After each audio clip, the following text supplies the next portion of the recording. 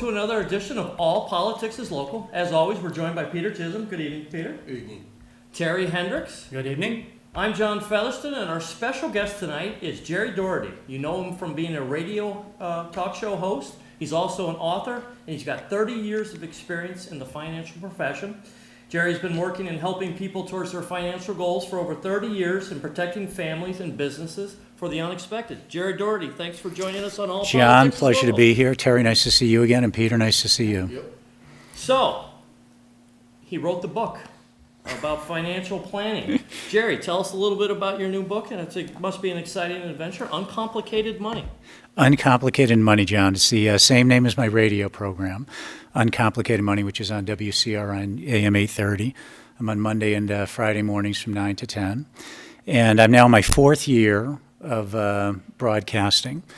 And what I did is I took the previous 3 years of radio segments and put them into a book format. What I wanted to do is I wanted to kind of uncomplicate, kind of demystify, if you will, financial strategies for people who are at the point of retirement.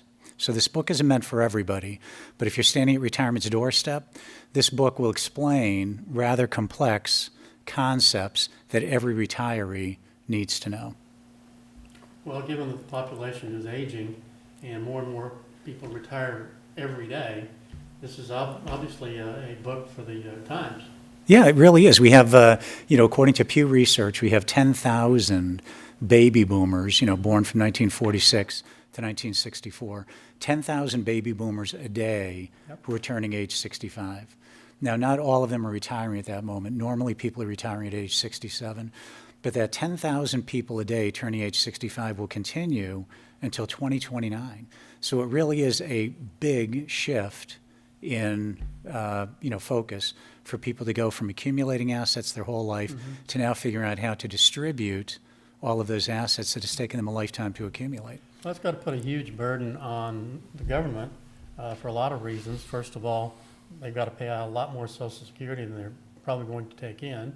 Medicare will be a larger bill, and of course, then you have the health issues. Yeah.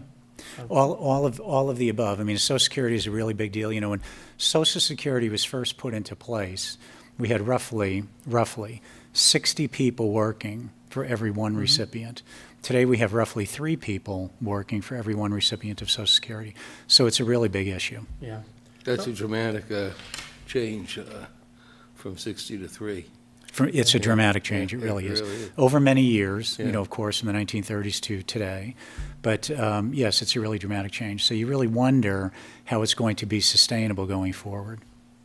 Well, Is it sustainable going forward? Well, that's the $64 question. well, I think it has to be. Who knows? Yeah, it's got to be. Yeah. Well, I mean, a lot of things bounced around. For instance, you stop contributing to Social Security when you hit, about $118,000 or $19,000 a year salary. Medicare, of course, goes on, regardless of your income level. But one of the easy things I would think would be just to take that cap off. Now, I've also heard that that's not going to solve the problem. That somewhere, the rate itself has to increase. Yeah. In the book, I speak quite a lot about Social Security and your benefits and how to maximize your benefits and everything else. Relevant to the, with respect to the solvency of Social Security, I think what as I understand it, what most lawmakers have decided is that they're probably going to leave benefits alone for people who are 55 and older. It's a little bit too late to change anything. So I think the dramatic changes in Social Security will be for people who are under the age of 55. That's as I understand things. Well, how do the market out there, or the environment, right? When I was growing up, there were a lot of defined benefit pension plans. Yes. And now that's about as rare as dodo birds. Yes. Yeah. And there are 401ks and, of course, IRAs that have replaced that are basically self-funded. And I think there are a lot of people out there that are not self-funding. In other words, they're not contributing what they should be to IRAs or 401ks. And they're looking towards Social Security as that lifeline when they retire, but it's not nearly enough to live on. Well, and it was never intended to be the sole source of retirement income. it wasn't intended to be that. It was there as a safety net. That's what it was there for originally. Your point about defined benefit plans is really well taken. 401k plans came on the scene in the early 1980s. Before that, everybody was in a defined benefit plan, a pension plan. We would think of as a typical pension plan. Years ago, in the early 1980s, there were roughly 175,000 pension plans in the United States. Today, there are less than 20,000. 401k plans were in their infancy then, and there's just been an explosion of 401k plans, where now we have roughly 450, maybe 500,000 401k plans. The problem with the 401k plan is that it's taken the responsibility and the burden for saving for retirement off the shoulders of the people who are maybe pretty well equipped to make those decisions, financial officers in companies, actuaries, people along those lines. And it's transferred that over to the employee, who, when you look at the entire spectrum of people who are making these decisions, the employee may be the least qualified to make those decisions. Now we see the first round, Terry, of 401k retirees actually retiring, and I think a lot of them are very disappointed, having been through, 2 recessions in the last 15 years. Yeah, there's been a lot of 401ks that, have 500,000, all of a sudden you have 300,000 or worse. Well, Peter, you're in that demographic. I mean, you must have some Yeah, thoughts but on this. I do. In fact, I was going to ask about the Social Security. I retired from the state, took early retirement, and we don't. My Social Security is minimal because of the what they call double. What the heck it's called? You might know the term. I can't recall. Double dipping. Yeah, double dipping's fair. Yeah. But they windfall. That's it. Yeah. And so I get minimal Social Security, but I get enough to pay for Medicare. Sure. And then some left over. But I wanted to ask, you said before there was 60 people paying the Social Security for every recipient. There was. There was, and now it's 3 to 1. Now it's 3 to 1. You have to remember, too, Peter, with Social Security, there are a lot of things. In the 1930s, life expectancy in the United States was roughly 65 years old. Right. So Social Security back then was actuarially sound. You had 60 people paying in for every one recipient. And then on top of that, you had the average person whose life expectancy was only going to be in the middle 60s. So they probably, in many cases, weren't going to live long enough to ever receive a benefit. Today, when you look at life expectancy numbers, as you know, life expectancy has gone up rather dramatically. Today, if you're a male, this is according to the 2000 annuity mortality tables, if you look at a male today who's 65 years old in reasonably good health, he can expect to live to be age 85. A female can expect to live to be age 88. Maybe a little bit counterintuitive, believe it or not, is that married couples live longer. So if you're married and you fall into that same category, 65 and in good health, one of you, there'll be a 50-50 chance that one of you will go to age 92 and a 25% chance that one of you is going to live to be age 97. So when you look at those life expectancy numbers laid on top of our Social Security system, it creates a terrible strain. Longevity is a big issue. Yeah, I know when I was going through that, when I retired a few years ago, and my financial planner, he basically said, plan to live to 93. Right. Because at the time I was in good health, and Yeah. so now whether I'm going to live, who knows? Well, let's hope so. Hey, you're watching All Politics is Local. Our guest, Jerry Doherty, his new book, Uncomplicated Money. Jerry, we'll run a little bit at the end of the program, but why don't you tell the viewing audience how they can get in touch with you, and more importantly, how can they learn more about the book, and where can they get the book? Well, the book is available on Amazon.com, so everybody's familiar with Amazon. So if you just go onto Amazon, search by my name or by the book title, Uncomplicated Money, it'll pop right up, and you can order it. And if you're on Amazon Prime, I believe the shipping is even for free. That's my understanding. Yep. So you can pick the book up. It's $10.95 on Amazon. How they can contact me, my main office is in Westboro. I'm right on Route 9, which is Turnpike Road, 182 Turnpike Road in Westboro. My very easy to remember toll-free number is 877-772-1776.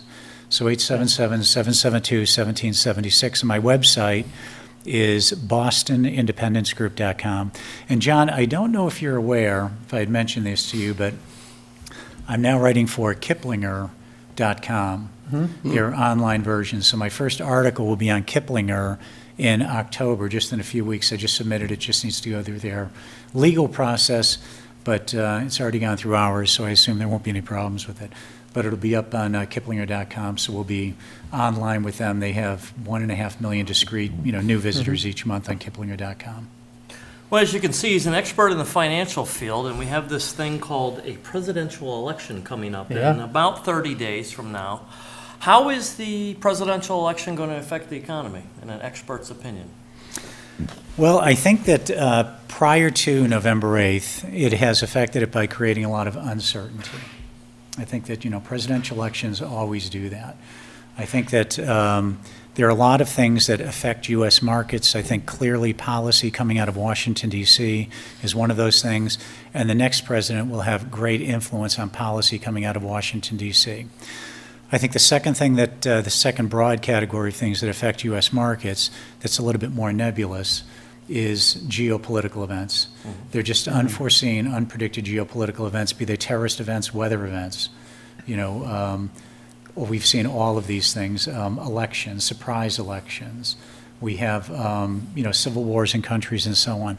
All of these events stand the potential to impact U.S. markets, and unfortunately, from what we see very often, that impact seems to be more of a negative impact than a positive impact. Yeah. Yeah.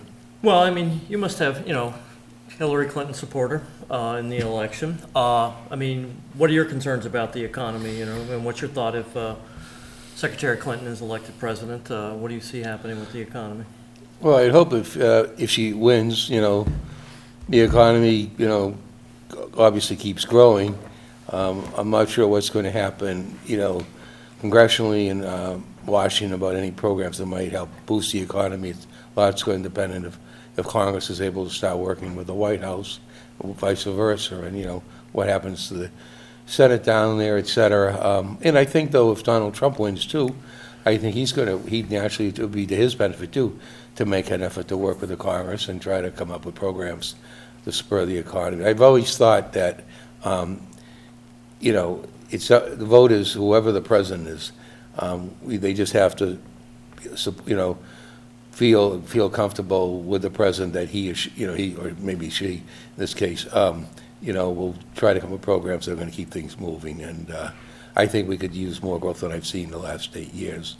I've been particularly pleased with some of the stuff I've seen over the last 8 years, particularly as a result, as it pertains to the windfall program that I was talking about earlier, which the President Obama had said that he would make an effort to repeal that particular provision in the law if he became president. And as soon as he became president, he decided he was going to do a major overhaul of Social Security, which of course has never happened. Right, hasn't Yeah, happened. that's a hot potato. They just keep throwing it down the road. Yeah, I know. Well, your lapel pin kind of indicates where you might be leaning. What are your thoughts about I'm an American. Yes, yes. But are you deplorable? Sometimes, at least in some people's. It's the first I've ever sat next to a public Trump supporter. Doesn't bother me. I don't care. Really? mean, it's two parties. There are what your millions thoughts- of us. What are your thoughts on the economy, and what are your concerns, with the president? Well, I think if Donald Trump wins, I think there's going to be a more business approach to things. One of the things that Congress and the next president has to figure out is, how do we stop this dramatically increasing debt? If nothing else, just put the brakes on it and hold it at 20 trillion. It would be a challenge, because right now we're running at, $500-600 billion over every year? And that's not a sustainable path. Well, So- and that was a question I was going to follow up with Jerry as well. No matter where you come down, Democrat, Republican, Independent, Libertarian, where you come down, anybody out in the viewing audience has to be concerned about two things that I think: student loan debt, and then the crippling debt on our economy. And you, as a financial expert, what do you tell somebody who's on the brink of retirement right now? They wake up December 1st and say, "I'm going to retire," in spring of next year. What do you advise somebody to do? Well, let me kind of talk about the debt issue just for a minute, Yeah. and then we'll talk about that, John. I think that the debt issue is not perhaps, I think it is the biggest issue that we have facing the country right now. I think that Donald Trump's plan is the better plan to get out of this national debt. I think it's got to be based upon GDP growth. We need to get those numbers back up to 4% GDP growth. As you know, GDP growth has been pathetic over the last 7.5 years or so. Well, it's been really terrible. Most, when we come out of recessions, especially as deep as this last one, the growth has traditionally been in the 4 to 5% range, at least for, a few years after that deep cut or deep recession. So it's interesting that it's been so moderate at basically about 2%. Very slow growth. First quarter we had, 0.8%. Last quarter we had 1.1%, and second quarter 1.1%. We're probably going to come in this year at far less than 3%, which we need at least. But I do think Trump's plan to get up to 4% to pay down this debt is important. I'll tell you something interesting though, and this is in the book.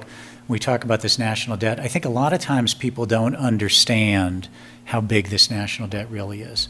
We toss these numbers around. There were $19 trillion with the Bipartisan Budget Act. We're soon to go up to $21 trillion in the national debt. And people hear those numbers, and I don't think they can quite grasp them. But when you think about it this way, to show you how big $1 trillion is, if $1 were to equal 1 second in time, so if $1 were to equal 1 second in time, $1 million would be roughly 12 days, $1 billion would be 32 years, and $1 trillion would be 32,000 years. And we are in debt as a nation right now, 19, soon to be 21, 32,000 year-long periods of time if $1 were to equal 1 second in time. That's how big this debt is. This is a problem clearly not only for us, it's a problem for our kids, and it's a problem for our kids' kids. It is truly a generational problem. That's why getting this GDP growth up to a higher level where we have revenues coming in to pay this debt down is really the only answer. We're not going to, the old line, spend our way into prosperity. It's just not possible. No. We have to start cutting foreign aid too, I think. That would I agree. be Foreign aid? fair. Yeah, I think we just give too much I away. think the other part of it is that there are going to have to be some tax increases. Yes. I hate to say that. It's to me it's like cursing tax increase, but that's the reality of it. We've overspent for so long against what we have for receipts, and I think the other part of it is interest rates have been at historical lows for several years now. Think about if we had, let's just say, moderate interest rates at 6 to 7%. Where do you think that debt would be today? It'd be well over 20 trillion. And that's the other kind of gotcha, is the interest rates are going to go up. The only thing is when and how soon. Obviously the Fed has been trying to raise interest rates, but the employment numbers look a little gloomy and they back off, and I'm sure there's a lot of political pressure for them to keep the rates, they're almost negative. I mean, if you count in inflation, it is a negative interest rate. Right. Well, we're talking with Jerry Doherty from the Boston Independence Group, and we'll get right to Peter's next question. But my question, if Janet Yellen is worried about raising interest rates 1/4 of a point and the effect it'll have on the economy, shouldn't that scare everybody that 1/4 of a point should not affect the economy? Yes. So you must be scared about it. Yeah. But your question, Peter? Yeah, John mentioned briefly about student loan debt.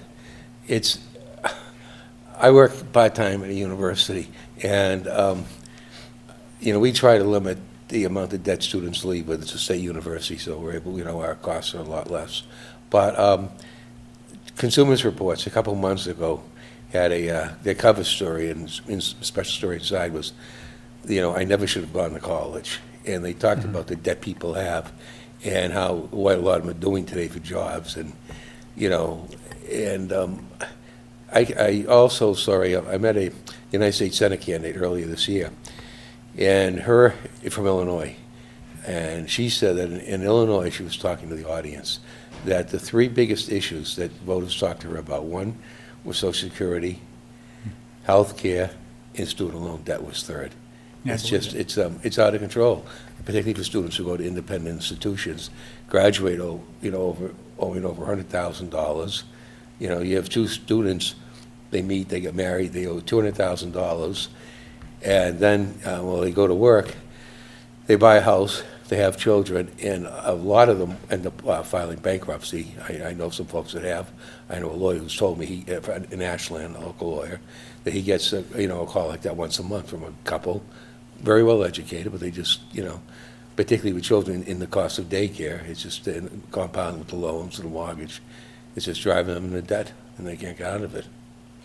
It's very sad. Well, let's talk a little bit I don't about know. that, Jared, because Yeah. we only have a couple minutes left. Never enough time here on All Politics is Local. Yeah. But, the Boston Independence Group, I mean, let's talk about somebody who's 50 years old now. What should they be doing if they haven't done anything? And more importantly, what should be somebody doing on the step of retirement? And then I also do want to touch on that student loan debt. I mean, what do you recommend to people in all those demographics? What should they be doing, and how can you help them? John, you just asked him for free advice. Well, sure. Yes, right. And to my good friend John, I'm happy to do whatever I can possibly do. But when you said 50-year-old, John, you can't possibly be referring to yourself. I am. You I are. am. You just turned. I'm only kidding. Senior citizen. At my Boston AARP Independence card. Group, we really specialize in people who are at retirement's doorstep. Most people in my industry, they help people accumulate assets, kind of as we use a mountain to metaphorically describe the journey to and through retirement. So most people will help somebody get to the top of the mountain that represents retirement, helping them accumulate assets. But once you're at the top of the mountain and you're ready to retire, the issues become very different, because now you need to figure out, how the heck am I going to distribute these assets to provide a retirement income for me that's going to last for the rest of my life, and also not be subjected to a lot of the perils that lie as you're getting down the mountain. There's inflation, obviously, there's deflation. There's low interest rate environments, high interest rate environments, there's longevity that we were talking about before. There's a number of perils that lie ahead for people. So the issues for people to distribute their wealth are very different than the issues as you're accumulating your wealth on the way up the mountain. Now, the reason that we use this mountain to kind of describe this journey is because it's true in mountain climbing that more people are killed, more people meet their demise on the descent of mountains than it is on the ascent of mountains. So getting to the top of the mountain, getting to retirement's The doorstep, easy part? is actually the Or safe easy part. part. And it's funny, Terry, because in spite of all the sacrifices that you've made to get there, people have paid down mortgages, put kids through college, Peter. They've had all these heavy expenses, and despite of all of that, they still have managed to save money for retirement. But they end up with a pile of 401k assets and a Social Security benefit coming in, and they're not quite sure what to do with it, because now they no longer have a paycheck coming in. So they have to take those 401k assets and turn them into what is figuratively a retirement paycheck. In answer to your question about what each person should do, it really depends upon where you are in the mountain. Obviously, the issues for somebody at the base of the mountain in the 20s or 30s, just starting out with 30 or 40 years ahead of them, are very different than the issues for somebody who is at the summit of the mountain. So it really depends upon where you are. It's not a one-size-fits-all answer, John. Okay. And part of the problem, to Peter's earlier statement around student debt, how can you save for retirement or even contribute to a 401k like you should be doing, but you owe student loans of, $80,000, $90,000, $100,000, and they're knocking on your door to pay them? Right? And what is the residual effect of that to the housing market 10 years from now? Yeah. When kids are burdened with Yeah. student loan debt, It's terrible. how are they going to be able to afford a mortgage? Or even a car. Well, I was just going to say, in my industry, in the car finance world, kids struggle now. You can defer some student loans, but they become due during those deferment periods when the auto loan is due. It sends tremors up my spine when I see these kids. They're walking out of school with $150,000, $200,000 worth of student loan debt, and they're buying a car. There's no way they're going to be able to afford the traditional house that we have. So I think there's going to as the housing market goes, America goes. Sure. So I mean, we do have to be a little concerned Yeah. about that. Yeah. I always remember a friend of mine about 3 years ago came to me one day, coming to his office. We worked together. He and his wife both had master's degrees, 2 kids, had sold a condo short. They were renting a house, had their cars, one of the cars had broken down. Asked me about it, finding a bankruptcy lawyer. And I filed one, And it's almost funny, but like 3 weeks later, so I'm filing. It's costing $3,000. I said, Jesus, you should have told the guy, you had $3,000, you wouldn't have to file bankruptcy. But it's just absolutely amazing, And I don't know what the answer is. Well, we're speaking with Jerry Doherty from the Boston Independence Group, his new book, Uncomplicated Money. We always want to bring it back to the local level with the theme of the show, All Politics is Local. And we talked a little bit about the presidential elections, but I want to spend just a minute or two on how local elections affect the economy, they affect your livelihood, they affect your retirement. You know, Donald Trump and Hillary Clinton, they get all the headlines, but we've got some important races coming up down the ticket. You've got your state senate, you've got your state rep races, you even have your school committee, your selectmen Your races. local races, Those yeah. affect the economy. Of course. A lot of people, always say, I only pay attention to the big ones. I wish more people would pay attention to the local elections because they affect you more than anybody who's going to be president of the United States. You've worked on the local level, you've worked in the economy with the financial issues for over 30 years. What's your take on all of that? The local. Well, I think every politician matters. I mean, what I would prefer to see is I'd prefer to see politicians who have private sector experience before they become a politician. Somebody who really has met a payroll. Yeah. Somebody who has stayed awake at night, lying in bed, as I have done, as I'm sure all of you have done, looking at a blank white ceiling at 2 or 3 o'clock in the morning, wondering how you're going to get out of this mess that you're in, and then somehow you pull out of it. So I'd rather see politicians that have some type of business background that at least have an understanding of how to pull out of these issues, whether they are at the local level or whether they're at the national level. I think having that kind of citizen politician and getting back to that is very, very important to help us, to help this country. Well, locally, we have, look at our Board of Selectmen, we've got a varied group. One guy has a financial background, one's an attorney. Actually, we have 2 that have a financial background. One was a salesperson, and one was a police officer. So a pretty good portfolio of views and experiences. And and I think we've got a decent Board of Selectmen. They're not perfect. We've never had a perfect Board of Selectmen, and never will. Maybe. Well, maybe when John was there, but that's the only maybe. exception I can maybe consider. Maybe, yeah. That's funny. Yeah, anything but. But we've only got about 2 minutes left with Jerry Doherty from the Boston Independence Group. Jerry, look in the camera, tell people a little bit more about your book, which is a great read, how they can pick it up and learn more about it. Well, again, you can pick the book up on Amazon.com.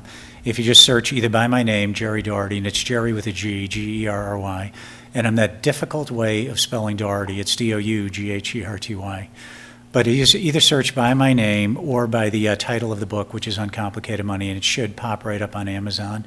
And again, as Terry was saying, if you use your Amazon Prime account, I don't believe that there's any shipping cost to it either. The reason that I wrote this book primarily is that retirees are very often explained complex financial concepts with numbers, and not everybody understands the numbers. One of the great benefits of having a radio program for the last 3 years, I'm now in my 4th year on my radio program, is that I've had to use words to explain complex financial concepts. And I think what the book does is it gives people a series of short stories to understand these things that they really need to understand, they need to know as they enter retirement. I've had people, for the first time in their lives, say to me that they understand what I'm talking about when I use terms like sequence of returns. It's always been explained to them in numbers, never in a short story to explain how that works. Complex matters like that. So that's really the benefit to the book. I would tell you that anybody who is within a couple of years of retiring, this will be the best $10 that you spend picking up the copy of this book. Well, actually, this is probably a good book that a high school senior should pick up and read. Now, granted, they probably have no interest in it, but if you think about the lessons here, they should be learning those lessons now because they're going to go through college. Actually, maybe somebody before that. So. Well, there you go. We never have enough time here on All Politics is Local. Peter Chisholm, Terry Hendricks, I'm John Featherson, Jerry Doherty from WCRN 830, Uncomplicated Money. Thanks for watching, and we'll be back real soon.